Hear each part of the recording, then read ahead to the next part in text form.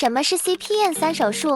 冷触气化双侧下鼻甲消融手术跟微创后鼻神经烧灼手术。Nice。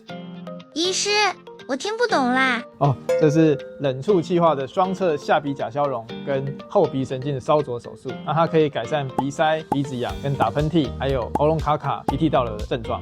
怎么安排 CPN3手术？首先当然可以来门诊看一看，如果门诊没有办法约的话，可以有私讯来约看。当然在门诊看过之后，我们才能够确定，才能去安排这个手术。全身还是局部麻醉？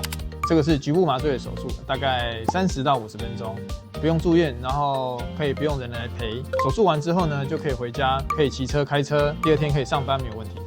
手术过程会痛吗？一开始打针的时候稍微有点不舒服，但是打完针之后呢，麻醉以后就完全不会痛。过程中呢，也可以自由的讲话。